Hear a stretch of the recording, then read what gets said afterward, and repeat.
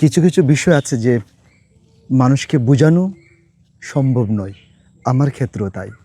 আমার ওরকম মেধা, আমার ওরকম প্রজ্ঞা, ওরকম ভাষা জানা নেই যে আপনাদেরকে বুঝিয়ে বলতে পারবো যে মহান সৃষ্টিকর্তা এই রাজশাহীতে আম কিভাবে দেন।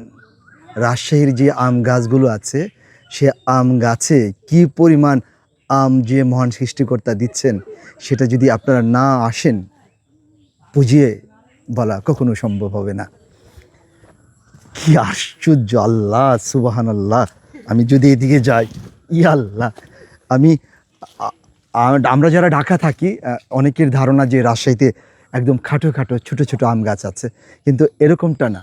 অধিকাংশ বাগান আমি দেখেছি রাজশাহীর একদম 50 ফুট 100 ফুট উঁচু পর্যন্ত আম গাছ রয়েছে। এবং এই আমগুলো একদম গাছের নিচ থেকে একদম ছাতার মতন যে আম গাছগুলো রয়েছে, কিছু কিছু আম গাছ একদম বট গাছের মতন আছে, এত ছড়িয়ে ছিটিয়ে রয়েছে। সেই জায়গায় অসংখ্য আম ধরেছে। একদম মনে যে কিছু কিছু আম গাছ আমি দেখেছি বন্ধুরা, যে পাতা দেখা যাচ্ছে না, শুধু আম দেখা যাচ্ছে, এত আম ধরেছে। আমি যদি অনেক বেশি সাহসী হতাম, তাহলে আপনাদেরকে একদম ওই ভেতরে, এই যে ওই ভেতর পর্যন্ত দেখাতে পারতাম।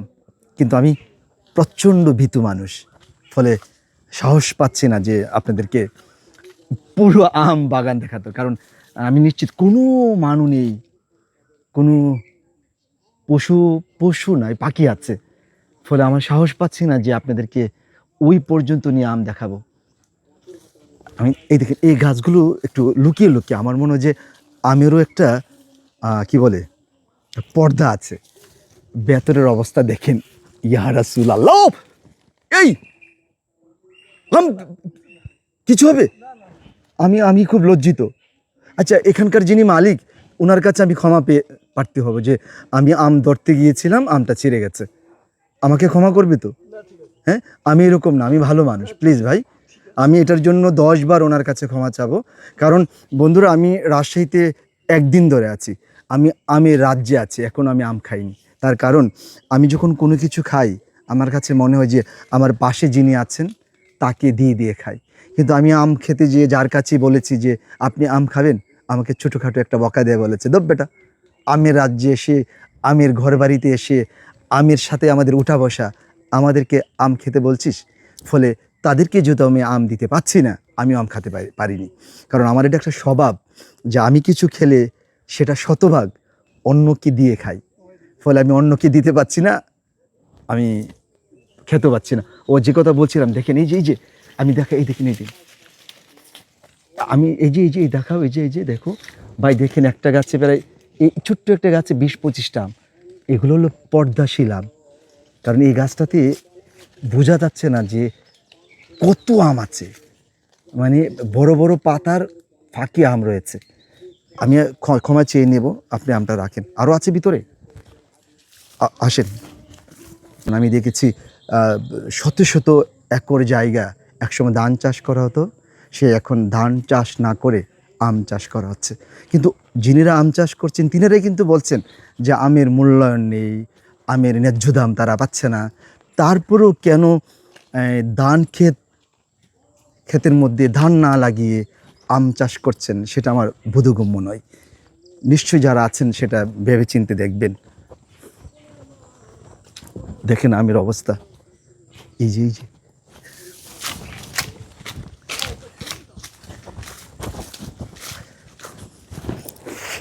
দেখেন আমের অবস্থা, একটু দূর থেকে করো।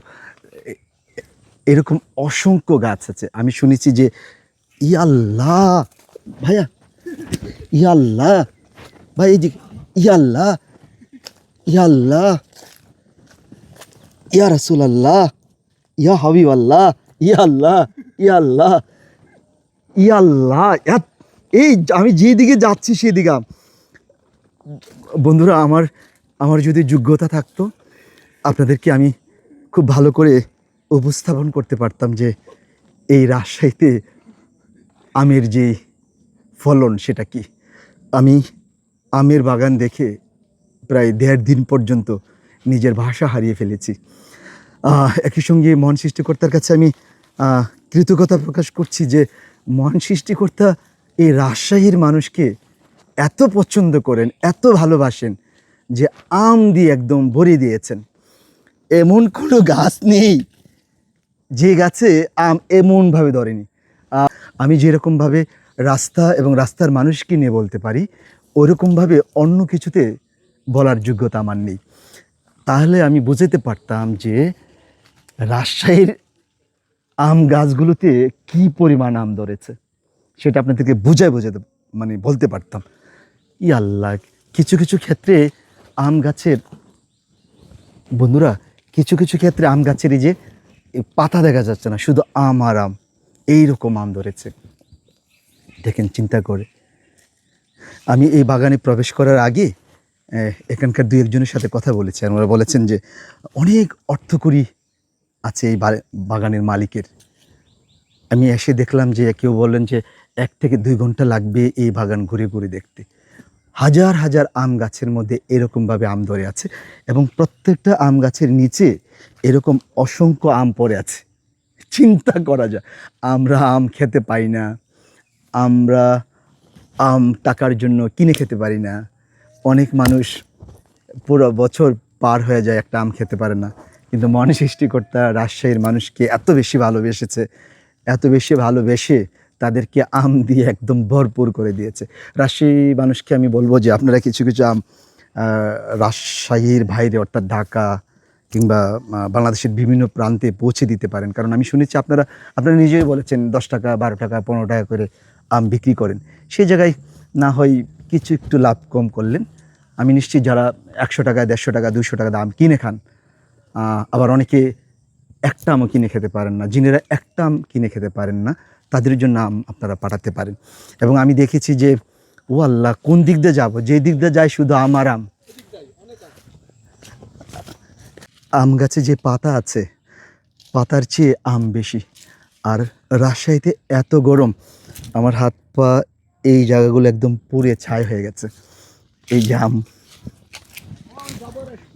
এইরকম চিন্তা করা যায় কত বড় বড় আম। আল্লাহ, আম পড়ে আছে। আমি আমি তো আবারও বলি যে আমি কিভাবে আপনাদেরকে বোঝাবো যে রাজশাহীর মাটি, রাজশাহীর আকাশ বাতাস এত সুন্দর। নিশ্চয়ই মহান সৃষ্টিকর্তার কাছে রাজশাহীর মানুষ খুব প্রিয়। নতুবা রাজশাহীর আনাচে কানাচে এমন কোনো জায়গা নেই যেখানে আম গাছ নেই, এবং সেই আম গাছে মহান সৃষ্টিকর্তা আম দিয়ে একদম ভরপুর করে দিয়েছেন। এই যে অসংখ্য আম নিচে পড়ে আছে। আমি এত লোভ লাগছিল যে নিচ থেকে যদি আমি আম কুড়াতাম, এই বাগান থেকে নিম্নে 10 থেকে 15 মণ আম কুড়িয়ে ডাকা নেওয়া সম্ভব ছিল। কিন্তু আমার আব্বা না বলেছেন, আমার আম্মা না বলেছেন যে অন্যের কিছু না নিতে, তাই নিতে পারলাম না। আমার লোভটা এখানেই রেখে দিয়ে গেলাম। আমার সহকর্মীকে দেখাচ্ছি। চিন্তা করা যায়, ইয়া রাসূলুল্লাহ, ইয়া হাবিব আল্লাহ। বন্ধুরা দেখুন, আমি জানি না এটা অপচয় কিনা, আমি জানি না এটা অপচয় কিনা। এখানে আমি তো বললাম যে এই বাগান ঘুরিয়ে দেখাতে আপনাদেরকে আমার 2 থেকে 2.5 ঘন্টা সময় লাগবে। হাজার হাজার আম গাছের নিচে এরকম অসংখ্য আম পেকে পেকে পড়ে আছে। লোক নেই, খাবারের লোক নেই। আর আমরা যারা অর্থের অভাবে আম খেতে পারি না, তারা শুধু আম নিয়ে ভাবনায় থাকি কখন আমাদের ভাগ্যে কেউ বা কাহারা কোনো হৃদয়বাহী মানুষ আমাদেরকে 2টা আম দেবেন। সে আম আমার সন্তান, সুবিধা বঞ্চিত মানুষ খাবেন। এই রাজশাহীর হাজার হাজার বাগানের নিচে যে আম ঝরে পড়ে যায়, সেগুলো যদি একটা পরিকল্পনা মাফিক তুলে সরকারি কিংবা বেসরকারিভাবে যদি রাজধানী কিংবা সারা বাংলাদেশের সুবিধা বঞ্চিত মানুষদের কাছে পৌঁছে দেওয়া যেত, তাহলে নিশ্চিত সুবিধা বঞ্চিত মানুষ তাদের কাঙ্ক্ষিত অনুযায়ী আম খেতে পারতেন। দেখেন আমের অবস্থা। আল্লাহ, এই যে কাশফুল, আমি আমার খুব ইচ্ছে করছে এখন আমাদের সিনিয়র সাংবাদিক, আমার প্রতিকৃত, আমার খুব খুব প্রিয় এবং শ্রদ্ধা কেরামতুল্লাহ বিপ্লব। কেরামতুল্লাহ বিপ্লব স্যারকে আমি স্মরণ করছি এই জন্য, আমি জেনেছি কেরামতুল্লাহ বিপ্লব স্যার আমের বাগান আছে, তিনি আম বিক্রি করেন। ওনার সঙ্গে আমি দীর্ঘদিন তুরস্কে ছিলাম, ওনার সঙ্গে আমি নেপালে ছিলাম। অসাধারণ মানুষ কেরামতুল্লাহ বিপ্লব স্যার। নিশ্চয়ই আপনাদেরকে আরও ভালো করে বুঝে দিতে পারতেন যে রাজশাহীর বুকে আম কিভাবে ধরে। রাজশাহীর প্রতিটা বাড়িতে, প্রতিটা বাড়ির আঙ্গিনায় আম গাছ রয়েছে। এমন কোনো বাড়ি নেই যেখানে আম নেই। আমি আপনাদেরকে দেখাই, দেখেন এই আম গাছটা মনে হচ্ছে রুগ্ন শুকন, মানে আম গাছের পাঁজরের হাড়গুলো স্পষ্ট গোনা যাচ্ছে, মানে গাছের পাতা কম কিন্তু আমের অভাব নেই। এরকম আমি যেইখানে গিয়েছি যে অনেক গাছে পাতা নেই কিন্তু এত বেশি আম ধরেছে, সেই জায়গায় মনে হচ্ছে যে পাতার চেয়ে অনেক বেশি আম ধরেছে। মানে কি বলার ভাষা নেই। দেখেন কি অবস্থা, আমার মনে হয় যে এরকম নাড়া দিলে সব আম পড়ে যাবে। এখানকার যিনিরা কর্তৃপক্ষ আছেন ওনাদেরকে যদি আমি পেতাম তাহলে বোঝাতে পারতাম, কিংবা আমি এখানকার যারা, দেখেন এই আম গাছটা দেখেন, আমি একটু নাড়া দিই, পড়ছেন। দেখেন এই আম গাছে পাতা নেই, পাতার চেয়ে বেশি আম ধরে আছে। ইয়াল্লাহ সুবহানাল্লাহ।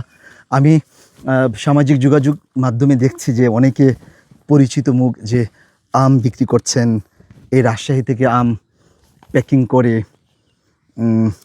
রাজধানীর ঢাকা সহ বিভিন্ন জায়গায় আম বিক্রি করছেন। অনেকের আমি দেখেছি যে আম এরকম পেরে পেরে গাছ থেকে পেরে এখন সুস্বাদু খাবার খেয়ে খেয়ে দেখিয়ে আম বিক্রির বিজ্ঞাপন দিচ্ছেন।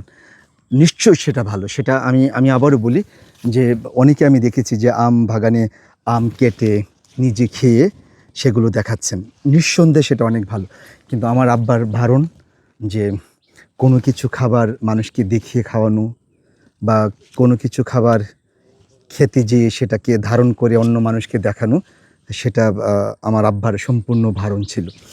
যদি আমার আব্বার ওই রকম বারণ না থাকতো আমি নিশ্চয়ই এই বাগানে শত শত আম নিচে পড়ে আছে পাকা আম, সে পাকা আম ছিলিয়ে আমি প্রকাশ্যে আপনাদেরকে খাওয়ায় দেখাতে পারতাম যে আম কি রসালো, কি ভালো লাগে।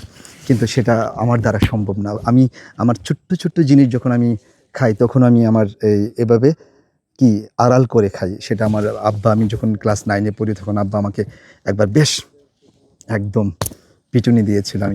আমার মনে আছে যে একবার একটা মাহফিল হচ্ছিল মনে হয়, ওই মাহফিল থেকে আমি জিলাপি আমার হাতে নিয়ে জিলাপি রাস্তায় দাঁড়িয়ে বা রাস্তার পাশে উন্মুক্ত অবস্থায় জিলাপি খেয়েছিলাম। আব্বা সেটা কীভাবে জানতে পেরেছেন, আমাকে জেনে আব্বা অনেক কষ্ট পেয়েছেন। আব্বা আমাকে যতটুকু মারধর করেছেন তার চেয়ে বেশি আমি ক্লাস 9 থেকেই অনেক কষ্ট পেয়েছিলাম যে আব্বাকে আমি অনেক কষ্ট দিয়েছি। এর জন্য আমি প্রকাশ্যে কোনো খাবার খাই না এবং কাউকে খাবার দেখাতেও চাই না। অথবা আমি আপনাদেরকে এই রাজশাহীর আম বাগান থেকে আম খাওয়াইয়া দেখাতে পারতাম, আপনাদেরকে বোঝাতে পারতাম যে মন সৃষ্টিকর্তা এই রাজশাহীর মানুষকে কী ধন দিয়েছেন, কী সম্পদ দিয়েছেন। আসুন দেখেন,